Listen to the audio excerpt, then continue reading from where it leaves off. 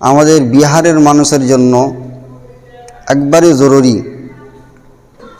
ভারতের নাগরিক হওয়ার জন্য ভোটার কার্ড হওয়া প্রয়োজন। আজকে এই ভোটার কার্ডকে বাঁচানোর জন্য এই কিছু কাজগুলো করা একবারে প্রয়োজন বা জরুরি।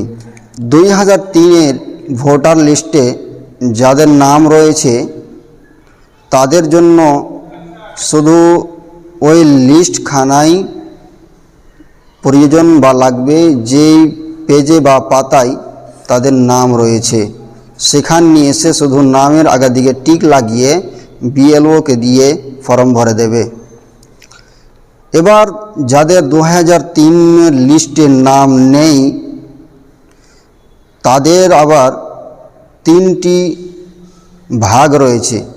প্রথম ভাগ হলো 2003-এ যাদের নাম নেই তার জন্ম যদি 1987-এর আগে হয়ে থাকে তাহলে তার কোনো একখানা প্রমাণপত্র লাগবে, এবং 1987 থেকে নিয়ে 2004 পর্যন্ত যারা জন্ম হয়েছে তার এবং তার মা বাবার মধ্যে কোনো একজনার কোনো একখানা প্রমাণপত্র লাগবে।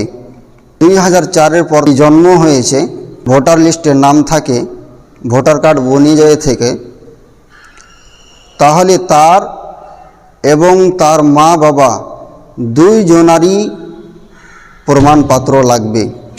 যাদের মা বাবার প্রমাণপত্র লাগবে তাদেরকে বলবো যে 2003-এর যার মা বাবার লিস্টে নাম রয়েছে সেই লিস্টখানাকে সেও জেরক্স করে নিয়ে মা বাবার প্রমাণপত্র হিসাবে সেখানে দিতে পারা যায়।